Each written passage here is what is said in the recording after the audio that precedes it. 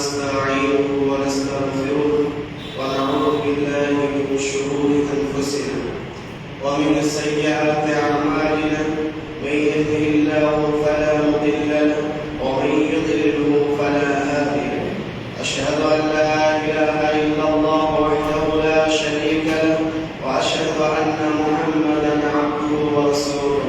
أما بعد، فقد قال الله تبارك وتعالى: يا أيها الذين آمنوا اتقوا الله حق تقاته ولا تموتن إلا وأنتم مسلمون. وقال: يا أيها الناس اتقوا ربكم الذي خلقكم من نفس واحدة وخلق منها زوجها وبث منهما رجالا كثيرا ونساء واتقوا الله الذي تساءلون به والأرحام إن الله كان عليكم رقيبا. وقال: يا أيها الذين آمنوا اتقوا الله وقولوا قولا سديدا يصلح لكم أعمالكم ويغفر لكم ذنوبكم ومن يطع الله ورسوله فقد فاز فوزا عظيما. وقال: ليلة القدر خير من 1000 شهر. الآية. عن أبي هريرة رضي الله تعالى عنه قال: قال رسول الله صلى الله عليه وسلم: من قام ليلة القدر إيمانا واحتسابا غفر له ما تقدم من ذنبه. رواه البخاري. প্রশংসা মাত্রই একমাত্র সেই আল্লাহ পাক রব্বুল আলামিনের জন্য, যার প্রশংসা করে আমরা শেষ করতে পারবো না। তাই সংক্ষিপ্তভাবে আমরা বলে থাকি আলহামদুলিল্লাহ। তারপর দুরূদ ও সালাম বর্ষিত হোক আমাদের নবী মুহাম্মদ সাল্লাল্লাহু আলাইহি ওয়াসাল্লামের উপরে। তাই আমরা সকলেই বলি সাল্লাল্লাহু আলাইহি ওয়াসাল্লাম। আজকে জুমাতে আপনাদের সামনে একটি কোরআনের আয়াত ও হাদিস পরিবেশন করেছি। মাত্র কোরআনের আয়াত ও হাদিসকে সামনে রেখে লাইলাতুল কদর সম্পর্কে অতীব সংক্ষিপ্ত তথ্যবহুল বিবরণ দেওয়ার চেষ্টা করব ইনশাআল্লাহ। সর্বপ্রথম আমরা জানব ফজল লাইলাতুল কদর, লাইলাতুল কদরের ফজিলত সম্পর্কে। সহিহ বুখারী 2014 নম্বর হাদিস এবং সহিহ বুখারীর 1901 নম্বর হাদিস: মান কামা লাইলাতুল কদরি ঈমানান ওয়া ইহতিসাবান গুফির লাহু মা তাকাদ্দামা মিন যামবিহি। যে ব্যক্তি ঈমানদারিতার সাথে নেকির আশায় লাইলাতুল কদর পালন করলো, আল্লাহ তাআলা তার অতীতের সমস্ত সগীরা গুনাহ maaf করে দেবেন। মহানবী সাল্লাল্লাহু আলাইহি ওয়াসাল্লাম আত-তুরুল মানসুর 371 নম্বর হাদিসের মধ্যে বলেছেন: ইন্নাল্লাহা ওয়াহাদা লি উম্মতি লাইলাতুল কদরি লাম ইউতাহা মান কানা ক্বাবলাকুম। লাইলাতুল কদর আল্লাহ তাআলা আমার উম্মতকে হেবা করেছেন। এই উম্মতের পূর্বে কোন উম্মতকে লাইলাতুল কদর দেওয়া হয়নি। লাইলাতুল কদর কবে থেকে আসলো? সূরা কদর 97 নম্বর সূরা আয়াত নাম্বার 1 থেকে 11 শেষ পর্যন্ত তাফসীর ইবনে কাসির খুলে দেখবেন, সেখানে লেখা আছে বনি ইসরাঈলের 4 জন ব্যক্তি ছিল: আইয়ুব, জাকারিয়া, আকিব, ইয়াশা ও নূহ। এই 4 জন ব্যক্তি তারা 80 বছর বেঁচে ছিলেন। তারা জীবনে কোনোদিন আল্লাহ তাআলার সীমা লঙ্ঘন করেননি। অপর এক বর্ণনায় আছে বনি ইসরাঈলের একজন ব্যক্তি, সে শুধু 80 বছর অন্যায়ের বিরুদ্ধে আল্লাহর রাস্তাতে দিনের বেলাতে জিহাদ করেছে এবং রাত্রি বেলায় 80 বছর রাত্রি বেলায় তাহাজ্জুদ পালন করেছে। সাহাবায়ে কেরাম এই কথা শুনে আফসোস করতে লাগলেন, আমরা এত ইবাদত করতে পারব না। আমাদের বয়স তো নির্ধারিত 60 থেকে 70 এর মধ্যে, আর এর মধ্যে অতীব কম মানুষ। আল্লাহ নবী বলেছেন তো, আল্লাহ তাআলা অন্তর জানেন, আল্লাহ অন্তরের খবর জানেন। সঙ্গে সঙ্গে সূরা কদর অবতীর্ণ করলেন: ইন্না আনজালনাহু ফি লাইলাতুল কদর ওয়া মা আদরাকা মা লাইলাতুল কদর লাইলাতুল কদরি খায়রুম মিন 1000 শাহর। আমি লাইলাতুল কদরকে কোরআন মাজিদ অবতীর্ণ করেছি। আপনি কি জানেন লাইলাতুল কদর কি জিনিস? লাইলাতুল কদরের ইবাদত হচ্ছে 83 বছর 4 মাসের চাইতে বেশি নেকি বা উত্তম। এই হলো লাইলাতুল কদর আসান ঘটনা। রাসূলুল্লাহ সাল্লাল্লাহু আলাইহি ওয়াসাল্লাম বলেন, এই লাইলাতুল কদরের এত ফজিলত সুনান নাসাই 2106 নম্বর হাদিস, মান হরিমা খায়রাহা ফাকাদ হরিম, যে ব্যক্তি লাইলাতুল কদরে ইবাদত করা থেকে বঞ্চিত থাকলো, সে বিরাট বড় কল্যাণ থেকে বঞ্চিত থাকলো।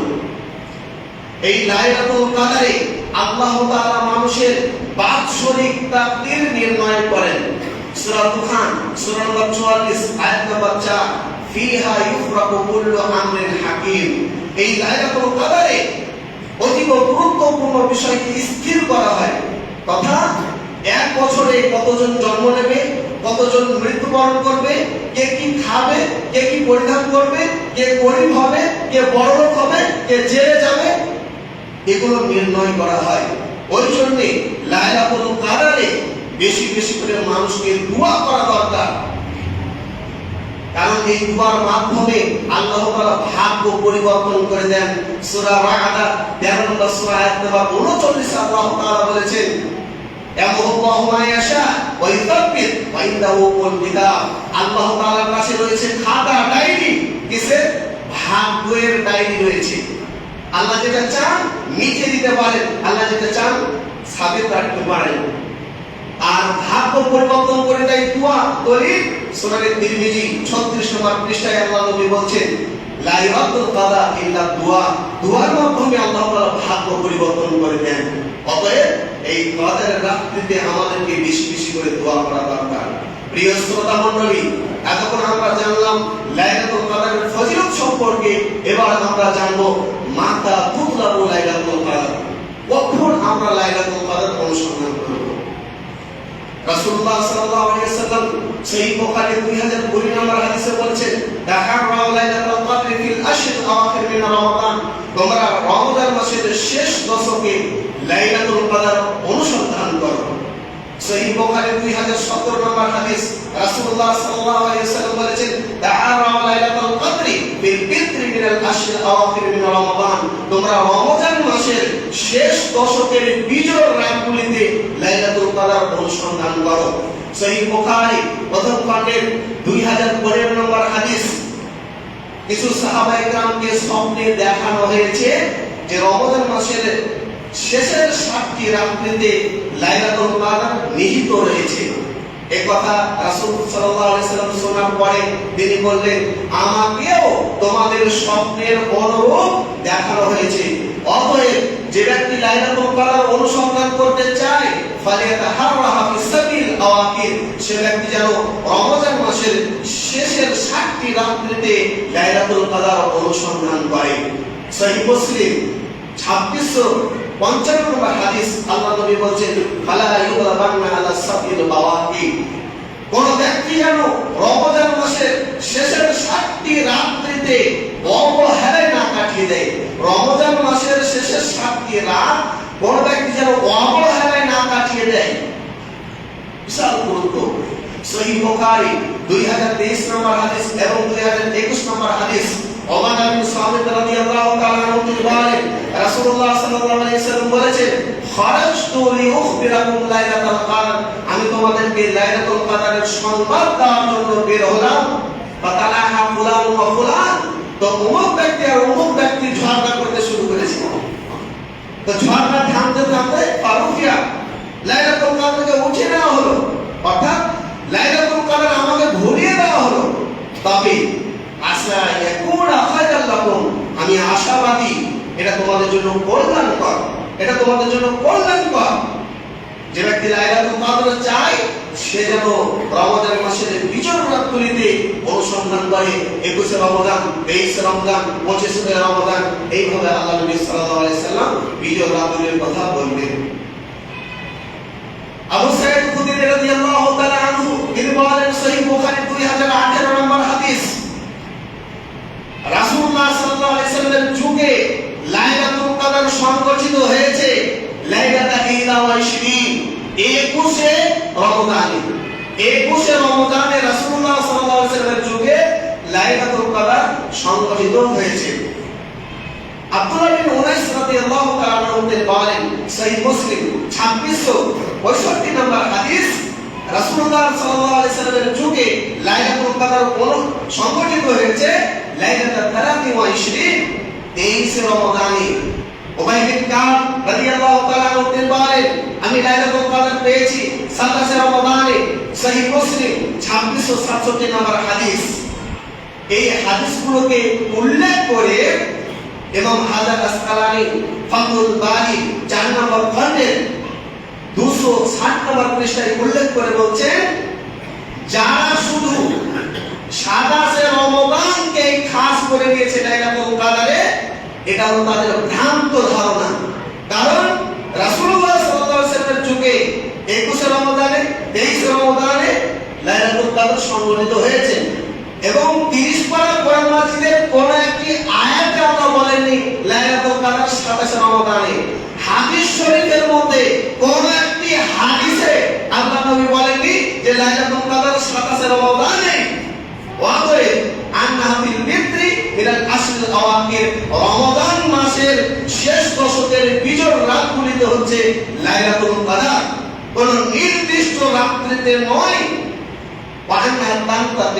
আর লাইলাতুল কদর বারবার যে একই রাত্রিতে হবে এমনটা নয়, লাইলাতুল কদর পরিবর্তনশীল। বুঝাতে মনে হয় আমি পারলাম না। লাইলাতুল কদরের কোন নির্দিষ্ট যে 27 রমাদানে একটি কোরআনের আয়াত নেই 30 পারা কোরআন মাজিদের মধ্যে, এবং কোন একটি জাতীয় হাদিস আপনি দেখাতে পারবেন না যে রাসূলুল্লাহ সাল্লাল্লাহু আলাইহি ওয়াসাল্লাম 27 রমাদানে বলেছেন এটাই হচ্ছে লাইলাতুল কদর। তাহলে মানুষের করছে ভ্রান্ত ধারণা, তাদের ভ্রান্ত আকীদা। মানুষ তো অনেক কিছুই করে, মানুষ হাজার কিছু করুক, যদি কোরআন হাদিস থেকে প্রমাণ না থাকে আর ফলাফল জিরো। প্রিয় শ্রোতা মণ্ডলী, এখন আমরা জানলাম কখন লাইলাতুল কদর অনুসন্ধান করবেন। আমরা যা জানতে পারলাম তা হচ্ছে রমাদান মাসের শেষ দশকের বিজোড় রাতগুলিতে। এবার আমরা জানবো আহমিয়াতুল লাইলাতুল কদর, লাইলাতুল কদরের গুরুত্ব সম্পর্কে। আমাদের আয়েশা রাদিয়াল্লাহু তাআলা তিনি বলেন, সহিহ মুসলিম 2678 নম্বর হাদিস, কানা ইস্তাহিদু ফিল আশর আওয়াখির মা লা ইস্তাহিদু ফি বাইতিহি। রাসূলুল্লাহ সাল্লাল্লাহু আলাইহি ওয়াসাল্লাম রমজান মাসের শেষ দশকে এত ইবাদত করতেন, অন্যান্য মাসে তিনি এত ইবাদত করতেন না। তিনি তো ইবাদত করতেন পরিবারকেও করাতেন। দলিল সহিহ বুখারী 2024 নম্বর হাদিস, রমজান মাসের শেষ দশক যখন চলে আসতো আল্লাহ নবী কি করতেন? আহিয়া লাইলা, তিনি রাত্রি জাগরণ করে ইবাদত করতেন। ওয়াইকান আহলা, নিজের স্ত্রীদেরকেও পরিবারকেও জাগাতেন, বলতেন ইবাদত করো। এবং সাহাবায়ে কেরামদেরকেও বলতেন তাহাররাউ লাইলাতুল কদর, তোমরাও ইবাদত করো, রাত্রি জাগো, লাইলাতুল কদর অনুসন্ধান করো। এই হাদিসগুলো দ্বারা আমরা কি বুঝতে পারলাম? দুটি জিনিস বুঝতে পারলাম। এক, লাইলাতুল কদরের গুরুত্ব। নাম্বার 2, রাসূলুল্লাহ সাল্লাল্লাহু আলাইহি সাল্লাম কোন দিনের কিংবা রাতে ফজিলত থাকলে বলেছেন, আর সেই দিনে কিংবা রাতে বিশেষ কোন আমল থাকলে নিজে করেছেন, পরিবারকে বলেছেন এবং সাহাবায়ে কেরামকেও বলেছেন।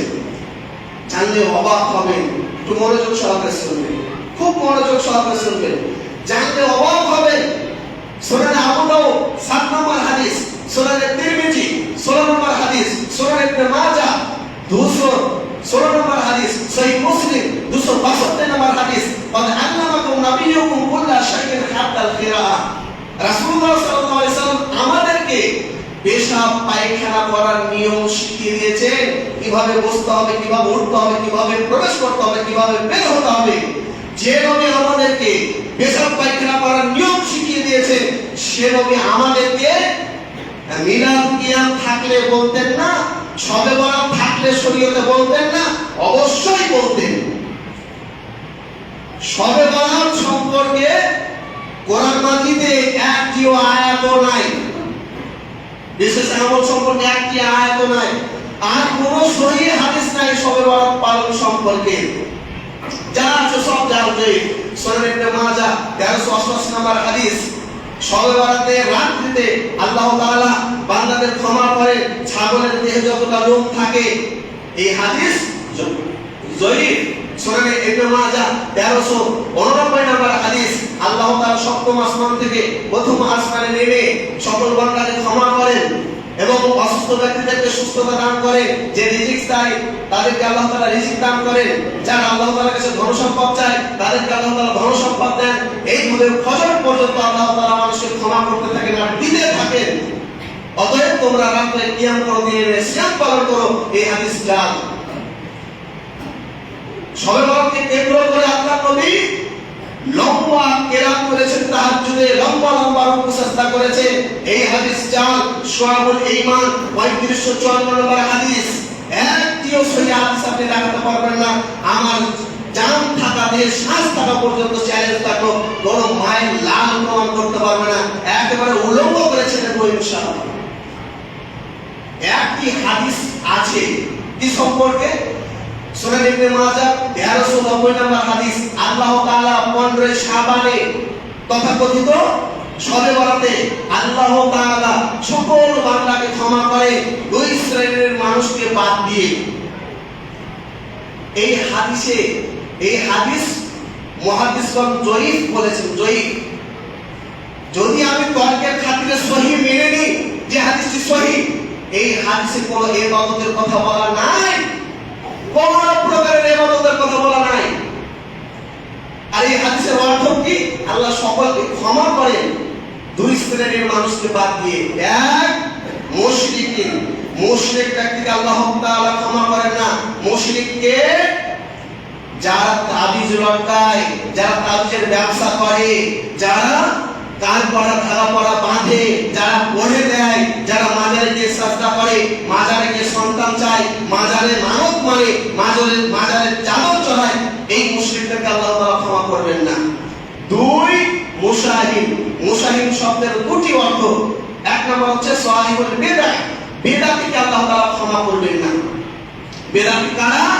যারা শবে বরাতকে কেন্দ্র করে হালুয়া রুটি খায়। বিদআত কারা? যারা শবে বরাতে বিশেষ পদ্ধতিতে সালাত কায়েম করে। বিদআত কারা? যারা শবে বরাতে যৌথভাবে সম্মিলিতভাবে মোনাজাত করে। বিদআত কারা? যারা শবে বরাতে যৌথভাবে কবর জিয়ারত করতে যায়। বিদআত কারা? এরাই হচ্ছে বিদআতি, এদেরকে আল্লাহ ক্ষমা করবেন না। আরেকটি অর্থ কি? সাহিবুল আদাওয়া, যারা মুসলমানের উপরে দুশমনি রাখে, তাদেরকে আল্লাহ ক্ষমা করবেন না। মুসলমানের উপরে কারা দুশমনি রাখে? ইহুদি, খ্রিস্টান, অমুসলিম, এরা তো দুশমনি রাখবে, এরা তো রাখবে। আর কারা রাখে? সহিহ বুখারী 780 নম্বর হাদিস। আল্লাহ নবী সাল্লাল্লাহু আলাইহি ওয়াসাল্লাম তিনি বলেন, ইমাম সাহেব আমিন বললে ফাহামিনু, তোমরাও আমিন বলবে। আমরা আমিন বললে এক শ্রেণীর মুসলমান ওরা অত্যন্ত চলে এবং দুশমনি করে, এদেরকে আল্লাহ তাআলা ক্ষমা করবেন না। আরে দুশমনি, আমিন শুনে দুশমনি করবে কারা? ইহুদিরা। এই কথা বলা আছে হাদিসে, সুনান ইবনে মাজাহ 856 নম্বর হাদিস। মা হাসাবাকুমুল ইয়াহুদু আলা শাইইন মা হাসাবাকুম আলা তাহমিদ ওয়াস সালাম। যে ইহুদিরা আমিন শুনলে তারা অত্যন্ত চলে, আমিন শুনলে তারা দুশমনি করে। আমিন শুনে দুশমনি করবে ইহুদি, এটা ইহুদিদের কাজ। তুমি মুসলমানের বাচ্চা, কেন তুমি জ্বলবে, কেন তুমি দুশমনি করবে? একে আল্লাহ ক্ষমা করবেন না। শুনুন, রাসূলুল্লাহ সাল্লাল্লাহু আলাইহি ওয়াসাল্লাম তিনি জীবনে কোনোদিন মিলাদ কিয়াম শবে বরাত পালন করেননি। এক হুজুর বলছেন, আল্লাহ সপ্তম আসমান থেকে প্রথম আসমানে নেমে আসে শবে বরাতে, এই রাত্রিতে ইবাদত করা দরকার। আমি তাকে বললাম, সহিহ বুখারী 7494 নম্বর হাদিস, ইয়ানজিলু রাব্বুনা, আল্লাহ প্রত্যেক রাত্রিতে সপ্তম আসমান থেকে প্রথম আসমানে নেমে আসেন এবং বলেন যে আমার কাছে দোয়া করবে আমি তার দোয়া কবুল করব, যে আমার কাছে ক্ষমা চাইবে আমি তাকে ক্ষমা করব, যে আমার কাছে চাইবে ধন সম্পদ আরোগ্য আমি তাকে তা দেব। তাহলে প্রত্যেক রাত্রে যে আপনি ইবাদত করেন। অপর এক হুজুর বলছে, আচ্ছা বাদ দে সব, মিলাদ কিয়াম শবে বরাত সম্পর্কে কোরআন হাদিসে নাই, কিন্তু মিলাদ কিয়ামে শবে বরাত তো আমরা কোনো খারাপ কাজ করিনি। দুরূদ শরীফ পাঠ করি, কোরআন মাজিদ তেলাওয়াত করি, দোয়া করি, এগুলো তো ভালো কাজ। সেই হুজুরকে আমি বললাম, শুনুন, নামাজ পড়া ভালো কাজ না খারাপ কাজ? ভালো কাজ। মাগরিবের নামাজ 3 রাকাত যদি আমি 6 রাকাত পড়ি হবে? হুজুর বলছে হবে না। কেন? আল্লাহ বলেননি। কেন হবে না? রাসূলুল্লাহ সাল্লাল্লাহু আলাইহি ওয়াসাল্লাম বলেননি, করেননি, এই জন্য হবে না। আমি তাকে বললাম, আমি তো এটাই আপনাকে বোঝাতে চাইছি, মিলাদ কিয়াম শবে বরাত আল্লাহ নবী সাল্লাল্লাহু আলাইহি ওয়াসাল্লাম করেননি, আল্লাহ বলেননি, নবী করিম সাল্লাল্লাহু আলাইহি ওয়াসাল্লাম বলেননি, এই জন্য এটা করা যাবে না। সাহাবায়ে কেরাম নেকির পিপাসু ছিলেন। সূরা তাওবা 9 নম্বর সূরা আয়াত নম্বর 100। সাহাবায়ে কেরাম নেকির অগ্রগামী ছিলেন। ওয়াসাবিকুনাল আউয়ালুন, তারা জীবনে করেননি, আল্লাহ নবী যেটা করেননি, বলেননি, সমর্থন করেননি, সেটি হলো বেদাত। সহিহ মুসলিম 1718 নম্বর হাদিস। আর যারা বেদাত করবে আল্লাহ তাআলা তাদের ইবাদত কবুল করবেন না, গ্যারান্টি। সহিহ বুখারী দ্বিতীয় নম্বর খণ্ডের 1083 নম্বর পৃষ্ঠা, সহিহ বুখারী 7300 নম্বর হাদিস। যারা বেদাতি আল্লাহ তাআলা তাদের ফরজ এবং নফল ইবাদতই কবুল করবেন না। লা ইয়াকবালু মিনহু সারফান ওয়ালা আদলান। বেদাতিকে আল্লাহ তাআলা হাউজে কাউসারের পানি পান করতে দেবেন না। যখন বেদাতিরা হাউজে কাউসারের পানি পান করতে আসবে, আল্লাহ নবী বলবেন, সওকান সওকান লিমান গায়রা বানি, দূর হও দূর হও। বেদাতি কোথাকার? সহিহ বুখারী 7050 নম্বর হাদিসে কথা বলা আছে। আর বেদাতি জাহান্নামে যাবে, কোন মায়ের লাল ঠেকাতে পারবে না, কোন পার্টির নেতা ঠেকাতে পারবে না, সে যতই বড় পার্টি হোক না কেন। সূরা গাসিয়া 88 নম্বর সূরা আয়াত নম্বর 3 থেকে 7 আল্লাহ তাআলা বলেন, তাসলানা হামিয়া, বেদাতি জাহান্নামে যাবে, গ্যারান্টি, গ্যারান্টি সবার যাবে বেদাতি। এবার বলেন, কে বেদাতকে সমর্থন করবে, কে বেদাতে যাবে? বলছিলাম লাইলাতুল কদরের গুরুত্ব সম্পর্কে। এবার আমরা জানবো লাইলাতুল কদরের আলামত সম্পর্কে, লাইলাতুল কদরের আমল সম্পর্কে। আমানু লাইলাতুল কদর, এক নাম্বার হচ্ছে কোরআন বেশি বেশি তেলাওয়াত করবেন, তেলাওয়াতুল কোরআন। দুই নাম্বার হচ্ছে দান সাদাকা করবেন। সহিহ বুখারী 6 নম্বর হাদিসে এই দুটি কথা বলা আছে। তিন নাম্বার হচ্ছে as-সালাতুন নাফিলা, নফল সালাত আদায় করবেন, জামাত ভাবে হোক অথবা একাকৃত ভাবে হোক। সহিহ বুখারী 35 নম্বর হাদিস এবং সহিহ বুখারী 472 নম্বর হাদিসে কথা বলা আছে। 4 নাম্বার হচ্ছে যিকর ওয়া দুআ, যিকর আজকার এবং দোয়া করবেন। সুনান তিরমিজির 3513 নম্বর হাদিসে কথা বলা আছে। আল্লাহ নবী আমাদের আয়েশাকে শিখিয়ে দিয়েছে যে তুমি কদরের রাত্রিতে এই দোয়াটি পাঠ করবে, আল্লাহুম্মা ইন্নাকা আফুউন তুহিব্বুল আফওয়া ফা'ফু আননি। আল্লাহ তুমি ক্ষমাময়, তুমি ক্ষমা করতে ভালোবাসো, অতএব তুমি আমাকে ক্ষমা করো। 5 নাম্বার হচ্ছে ইতিকাফ। সহিহ বুখারী 2025 নম্বর হাদিস। এই হলো 5টি আমল। আরো যত কল্যাণময় রয়েছে কাজ, সেগুলো করা যায়। তবে পিকনিক করা হারাম, পিকনিক করা হারাম। এই লাইলাতুল কদরকে কেন্দ্র করে বিভিন্ন প্রকারের আনন্দ উল্লাস দেখা যায়, ইবাদত থেকে দূরে সরে এদিকে পিকনিক চলছে, এগুলো হারাম, এগুলো করা যাবে না। এবার আমরা জানবো লাইলাতুল কদরের আলামত সম্পর্কে। আলামাতুল লাইলাতুল কদর, সহিহ মুসলিম প্রথম নম্বর খণ্ডে 2669 নম্বর হাদিস। আল্লাহ নবী সাল্লাল্লাহু আলাইহি সাল্লাম বলেছেন, লাইলাতুল কদরের রাত্রিতে চাঁদ উদিত হবে, ওয়া হুয়া মিথলু শিক্কি জাহন্না, থালার এক টুকরার নেই, থালার এক টুকরার নেই চাঁদ উদিত হবে।